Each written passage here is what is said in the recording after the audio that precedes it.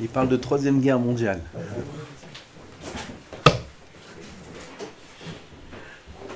Mashiach, David. Alors comme on a dit, nous on reste dans nos inyanim. אז il dit שלמה המלך עליו השלום בלכתך לא יצר צעדיך ואם תרוץ לא תיכשל. Tout ça, c'est encore le zchut de la Torah. בלכתך לא יצר צעדיך.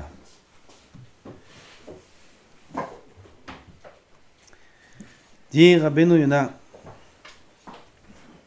Maël eticha qui agate bi. Là aussi Rabbeinu Yona il a le même signon qu'avant, très très très concis.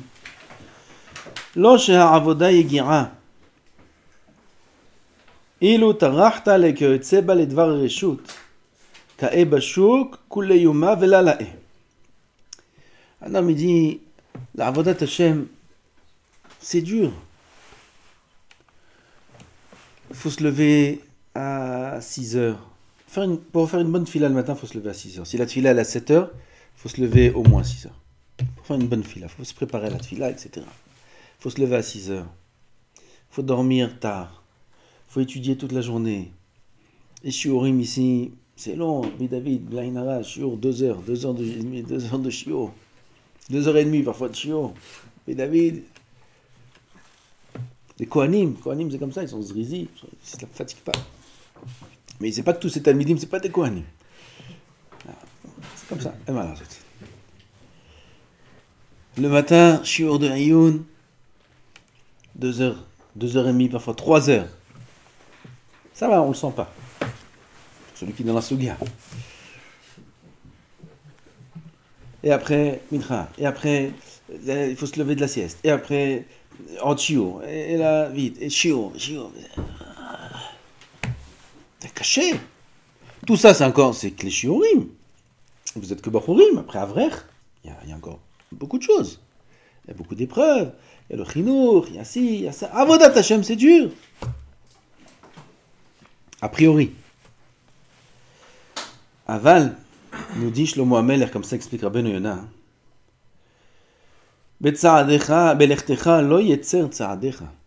Lorsque tu vas marcher dans le chemin d'Hachem, tu n'auras aucune difficulté. La Gemara dit, Yalkut, un homme regarde un homme qui travaille. Regarde un homme qui travaille. Toute la journée, il est dans le chouk. Les marchandises, il court. Il ne se fatigue pas. Pourquoi? Regarde les jeunes qui travaillent en vacances. Ils travaillent en vacances pour faire de l'argent. Dans le restaurant, ils travaillent. Ils se fatiguent? Non. Encore 100 euros, encore 200 euros par jour. Allez, on travaille. Vrai ou pas? Hein? C'est Chazal qui dit ça. Et on voit ça sur le terrain. Quelqu'un qui travaille et gagne de l'argent, il travaille. Et il n'a pas de problème. Il ne se fatigue pas. Alors pourquoi quelqu'un qui sert Hachem, qui a des zdarim, qui ne sont pas beaucoup plus durs que quelqu'un qui travaillerait 8 heures ou 10 heures par jour? Alors,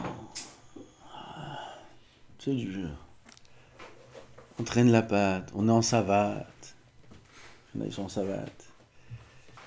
Voilà, on arrive, mincha, on arrive. Là-bas. Qui l'orvdim? L'orvdim.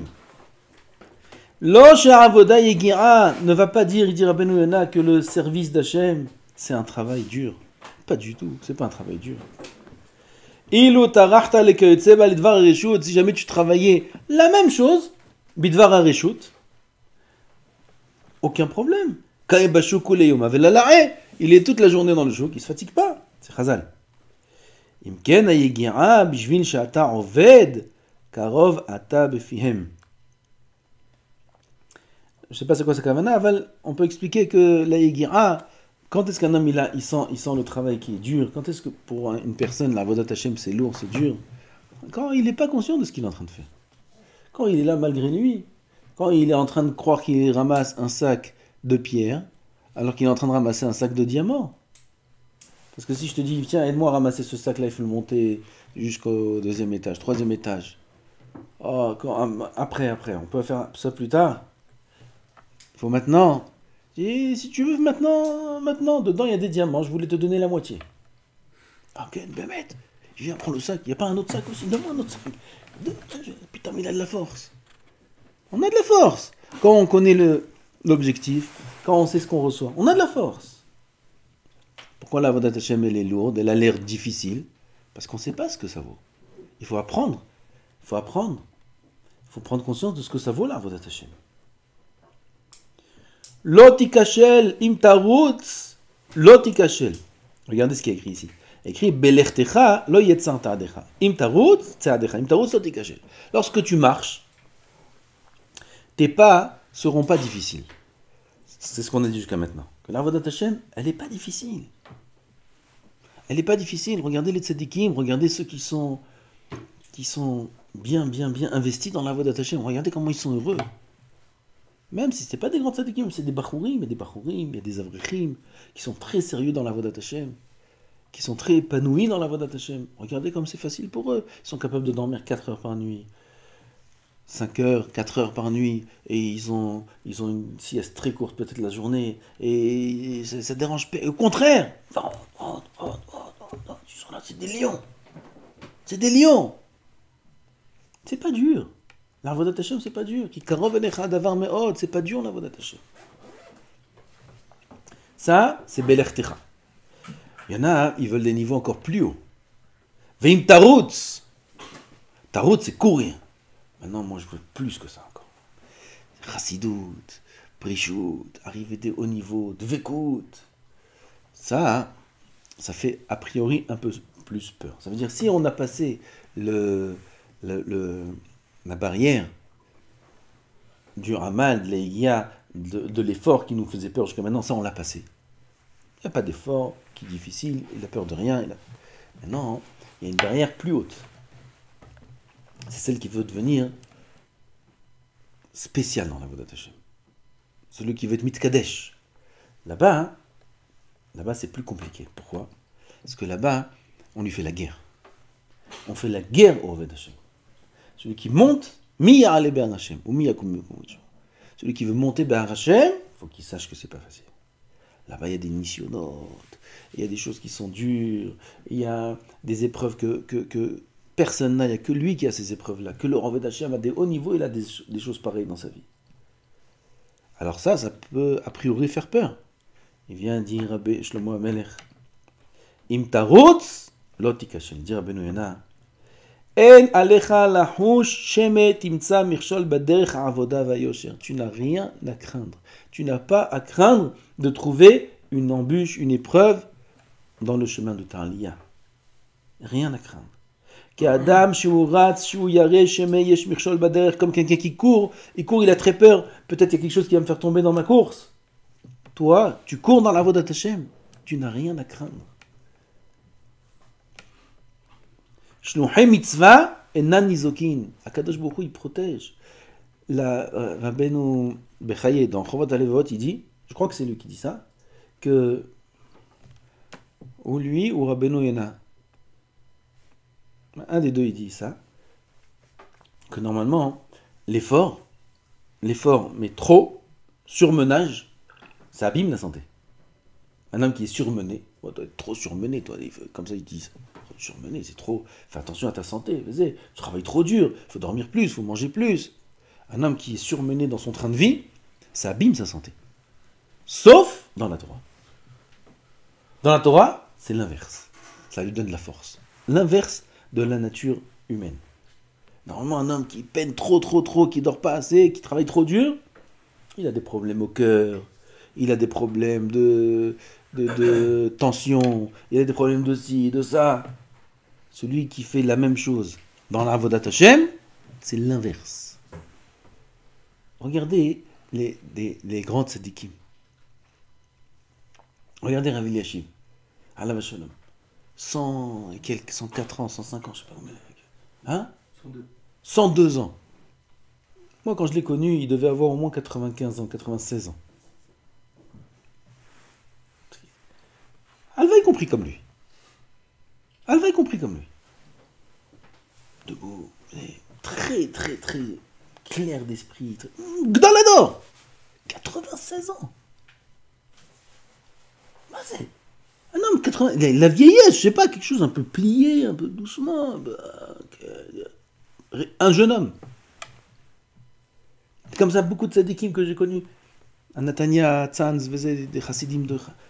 Tu les vois, ils ont 90 ans, 100 ans. Ils sont là, en train d'étudier, Dafyomi, ils se lèvent, ils marchent tout seuls, ils ont tout. Bah, et c'est des gens qui se sont tués dans leur vie. C'est pas des gens qui se sont fait plaisir, qui ont fait les bains, qui ont bu du vin, qui ont mangé de la viande, qui ont pris des vitamines, qui ont pris des trucs.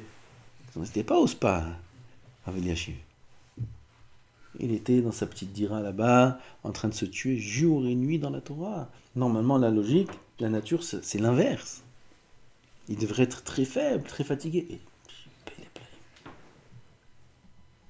Et l'inverse. Un homme qui se tue dans la Torah, ça lui donne de la force, ça lui donne de la santé. Ce qu'il dit ici, quelqu'un qui fait une mitzvah, jamais il pourra avoir un ézek. Jamais. Il faut être confiant en Hachem. Ils ont des épreuves. C'est pas des épreuves. Pour le tzaddik, c'est une simcha. Pour le tzaddik, c'est une simcha.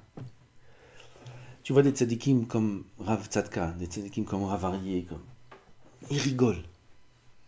Après une vie pareille, tu peux pas rigoler, ça bloque là, c'est pas. Tu peux pas rigoler avec des sourires pareils. Il est mechazek les autres. Il vient, il raconte des histoires, il fait des rizukim, il fait des brachot, ils font des... Comment tu tiens comme ça avec une vie pareille?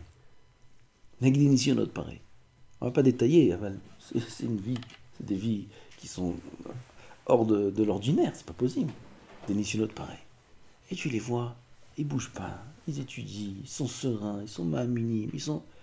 Le tzaddik, quand il a l'épreuve, cette épreuve-là, elle l'élève. Il y a écrit dans la Roquette V'Aneikad qu'on chante à Rosh Hashanah. Amad ve'itbonen le'i Mashiach. Amad ve'itbonen le'i Mashiach. Qu'est-ce que ça veut dire? Amad ve'itbonen le'i Mashiach. Avraham Avinu, il se tient avant la Akedah de son fils. C'est terrible, oui. C'est terrible. Il va tuer son fils. Comme la Akedah d'un Aïl, attaché les deux mains, les deux pieds, après les mains et les pieds ensemble, il ne bouge pas, etc. C'est une scène terrible. Amad vitbonen, Avraham Avinu omed, mitbonen, que ce qu'il est en train de faire, lei Mashiach. Mazé lei Mashiach, comme Kohen HaMashiach, comme Shemen HaMishcha, c'est מעלה דרגה מאוד מאוד מאוד גבוהה. עמד והתבונן לאי משיח. Avraham Avinu, il est conscient qu'après cette épreuve-là, c'est plus le même. C'est plus le même. Ah, c'est une simcha ou un tsar? D'un côté, un tsar, Aïn bemar bocha. D'un côté, une grande simcha, velev sameach. Aïn bemar bocha, velev sameach. Aïn bemar bocha, parce qu'un ben adam, ça reste un ben adam. Aval, à l'intérieur, velev, c'est la pnimiout. Sameach, quelle simcha. Quelle od darga d'avodat Hashem, od kirva l'akadosh baruch hu. Eze simcha. Ça, c'est ceux qui sont ratim. Ça, c'est les tzadikim gdolim qui veulent atteindre la perfection. Pour eux, les nisyonotes, c'est une simcha. Lo yar'iv Hashem nefesh tzadik, Kadosh Baruch Hu n'affamera jamais le nefesh du tzadik. Nefesh tzadik. Ou là, ils sont ses intestins, oui. Ou là, ils sont son estomac, oui. Zé ou la yar'iv. Il y a des tzadikim, ils avaient l'aniyut, Rabbi Elazar et d'autres tzadikim. Ils étaient aniyim, merodim, maman, ils n'avaient rien dans la maison. Rien. Aval, nefesh tzadik, le nefesh du tzadik, Hashem lo yar'iv. Jamais. Le nefesh, il sera toujours sévère. C'est quoi le plus important? D'être sévère dans le ventre ou d'être sévère dans le nefesh? Dans le ventre, ça fait mal au ventre d'être sévère parfois. D'être sévère dans le nefesh. Un homme, il est nefesh sévère, mais il a toujours son nefesh, il est rempli, il est bien, il est saméach. Mère patlo de tzaddik. Qu'est-ce qu'il y a à manger, qu'est-ce qu'il n'y a pas à manger? Qu'est-ce qui se passe de nisyonote, pas nisyonote? Il y a beaucoup d'histoires dans les chasses avec des tzaddikim qui ont des nisyonotes et la manière dont ils ont réagi. Il est parti travailler chez un tzaddik et il a travaillé là-bas 3 ans, il lui a pas payé un shekel, il l'a pas payé. Il a quitté sa famille, 3 ans il a quitté sa famille. Un shekel il l'a pas reçu. Va kol ou dan le kav zechut. Après, ce tzaddik-là, il est venu le voir, il dit, voilà, je t'amène tout ton argent. Maintenant, dis-moi, comment tu m'as jugé? Il dit, quand t'as fait ça, j'ai pensé comme ça. Et quand t'as fait ça, j'ai pensé comme ça. Et quand t'as fait ça, j'ai pensé comme ça. Il lui a dit tout. Comment il a jugé le Kav Zechut? Il lui dit, Elohim. Il a juré. Behemet, c'est Bidiouk, c'était ça, ma kavana. Bidiouk, c'est ce que tu m'as jugé les Kav Zechut, c'est ce qui m'est arrivé. Quand tu m'as jugé les Kav Zechut, Hachem te jugera les Kav Zechut. 3 ans, il a travaillé, il n'a pas reçu un shekel.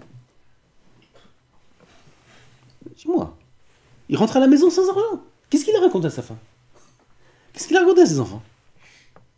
Rien, pas un shekel. Il est revenu plus pauvre qu'il n'y est parti. C'est impressionnant, tu sais. Enfin, comment il a vécu le Nisayon? Kol besed. Un autre, il a perdu sa fille. Mais Tarnégolette, t'as sorti de ta maison? Lui et sa femme. Tu peux pas trop parler. Hein. Tu vois les tzadikim, comment ils réagissent? Comme si qu'il n'y a rien. Ça, c'est des rayot. Que les tzadikim, ils prennent les nisyonotes comme quelque chose de bénéfique. Et béhémet, c'est bénéfique. On n'a pas le niveau de ces tzadikim, et lohem velo scharam. Aval, quand ça arrive, le nisayon, ça fait élever la personne. Comment un homme il va être mitrazek be'emuna s'il n'a pas de nisayon dans la emuna? C'est qu'Akadosh Baruch Hu lui enlève pas sa parnassa. Pas complètement, aval. S'il lui fait pas peur au moins. S'il n'a pas un nisayon comme ci, un nisayon comme ça, comment il va être mechazek sa emuna?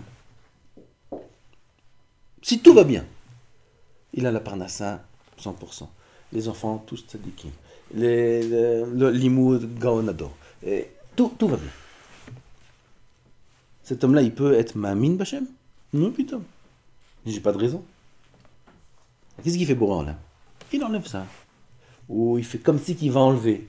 En général, c'est comme ça les nisyonotes. C'est comme si qu'il va. Mais en vérité, il va rien se passer à la fin. Il fait comme si, très grande peur, Ah putain, mais il voit. Je vais faire confiance à l'un, à l'autre. C'est assourd de faire confiance ni au docteur, ni à l'avocat, ni à celui qui va me donner l'argent. C'est assourd. Celui qui fait sa confiance à lui, quand il enlève son bitachon de lui, son ashgacha. Il faut faire confiance qu'à Boran Olam. Putain, mais c'est comme un Boran Olam. Je sais, c'est toi. Hop. Il travaille sa émouna. Il est monté de niveau, il va monter. Il est monté de niveau. Avant, il était Ma'amin à un certain degré. Maintenant, il est Ma'amin à un plus haut niveau. C'est Kedai ou lo Kedai? C'est Kedai. Avec ça, il a l'éternité. Il rentre en Olam Haba avec ça. Sinon, il reste comme une BMA, il reste dans un Olam Haba. C'est Nitzionot, c'est Kedai. On n'en veut pas. Ils sont là. Ils sont là tous les jours. Il n'y a pas besoin de nisyonotes aussi extérieurs. S'asseoir devant une Gemara, c'est un nisayon. Milefanim v'ma'achon, il dit le. Mais c'est la tisharim. Un homme, il est nimtsa, il se trouve dans le nisayon. Milefanim v'ma'achon. On est entouré de nisyonotes. On est entouré de nisyonotes. Chaque chose, c'est un nisayon. Une fila, c'est un nisayon. Une bracha, c'est un nisayon. Une chavruta, c'est un nisayon. Une kushia, c'est un nisayon. Et un tirout, c'est un nisayon. Tout un nisayon. Une discussion, c'est un nisayon. Comment tu vas parler? Comment tu vas répondre? Tout est un nisayon. Tout est un nisayon. Donc, parfois, comme on oublie que c'est des nisyonotes, on se laisse aller et on dit la kushia comme on a envie, le tirout comme on a envie, et la tfila comme on a envie, et etc. Tout comme on a envie. Quand je vous dis, c'est pas... je vais le laisser comme ça celui-là. Il oublie de me servir. Il faut quelque chose de l'extérieur. Il y a même quelque chose de l'extérieur. Non, c'est bon, j'ai compris. Il fait tchouva, il se renforce, ben mouna, et il fait. En vérité, il n'y a pas besoin de ça. Si un homme il se prend en main lui-même, et il voit que tout est un nisayon, il essaye dans chacune de ses actions de se renforcer et de faire attention de faire la volonté d'Hachem, alors il n'y a pas besoin d'autres nisyonotes. Tzidkat, on termine encore 2 psukim qui l'amènent le Rav. Tzidkat yesharim tatzilem Ubehivat bogdim ilakedu. La première partie du pasuk, ce qui nous concerne, tzidkat yesharim tatzilem. La tzidkout du tzaddik, celui qui est droit, il est tzaddik, sa tzidkout même, c'est elle qui va l'épargner de tomber, de trébucher dans l'initiale.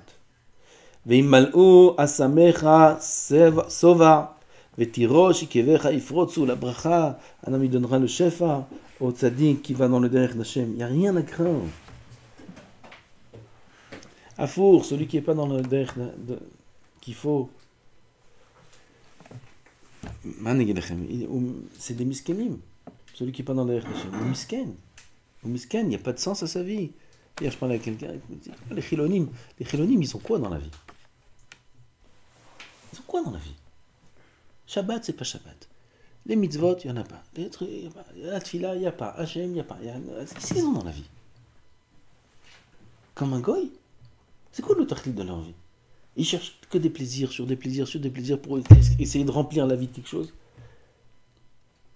Comment ils surmontent les épreuves? Ils ne surmontent pas. C'est pour ça qu'ils sont en dépression, et en divorce, et en ci, et en ça, parce qu'ils ne surmontent pas les épreuves. Quelle vie c'est ça? C'est une vie très dure. La vie sans Torah, c'est une vie qui est très dure. La vie avec la Torah, on a des directives. On a une orientation. On sait où on est, on sait où on va, on sait ce qu'il y a après la mort, on sait tout. Il y a un programme. Il y a un programme. Parfois, ça m'arrive d'être mitbonen sur un goy. Heureusement qu'un goy ne réfléchit pas. Béhémet. Parce que s'il réfléchissait, ou il se convertit, ou il se suicide. C'est vide la vie d'un goy. Il vit pourquoi le goy? Je ne sais pas si, peut-être moi j'ai un problème. Quand on réfléchit, je pense que j'ai pas de problème. Il vit pourquoi? Il travaille pourquoi? C'est quoi le sens de sa vie? C'est quoi le sens de la vie d'un goy?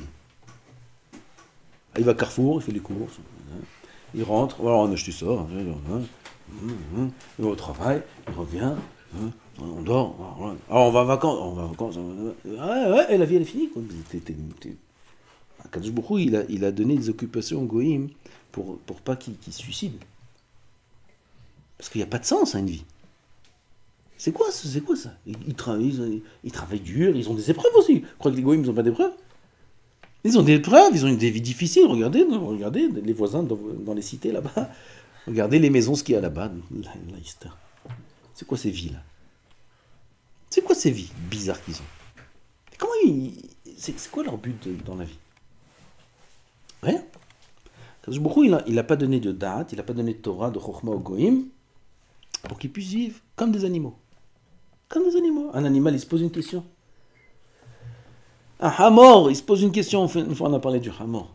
Il se pose une question, un hamor. Vous vous rendez compte, c'est quoi un hamor? Vous vous rendez compte, c'est quoi un hamor?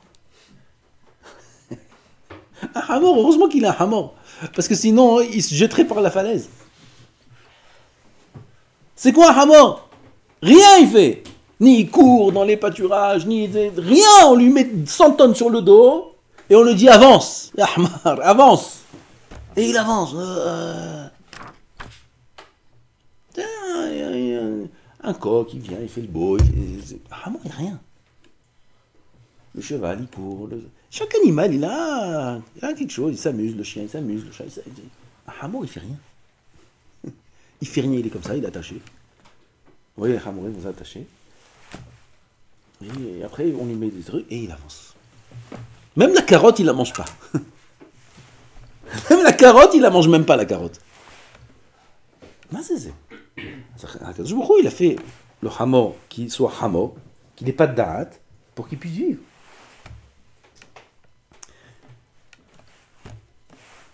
Parfois, nous aussi, on doit ressembler à un hamor. Ça aussi, ça aide à surmonter les épreuves. Adam ou Vehema, Toshia Adonai. C'est qui Adam ou Vehema, Toshia? Un homme, à Kadosh Baruch Hu, Moshia, l'homme et l'animal, qu'est-ce que ça veut dire ce pasuk-là? Et là, c'est l'homme qui se fait comme un animal, à Kadosh Baruch Hu, Moshia autant. Ça veut dire quoi, l'homme il se fait comme un... Parfois il faut être un hamor. Quand il y a des questions, il y a des épreuves, je comprends pas, mais quoi, mais... T'es hamor. Enlève tout ton darat. Zrok ta sechel, il chante comme ça. Zrok ta sechel. ועכשיו אתה תהיה חמור. מה הקדוש ברוך הוא יגיד? ככה תעשה. תהיה חמור. תודה. super, tout va bien. Oh, magnifique. Comme un חמור. C'est חוכמה גדולה. אלו הערומים בדעת. On parle de arumim bedat, de gens qui sont très très très intelligents, de gdolim, de chachamim, de tzadikim. Amesimim atzmam kabehema, qui se considèrent, qui se transforment en animal. Quand? Pendant les moments des épreuves. C'est Boré Olam. Ma chokhma, c'est vadaï beaucoup moins que la chokhma d'un chamor face à la chokhma de Boré Olam. Beaucoup moins. Un chamor, il est gaon face à la chokhma de Boré Olam.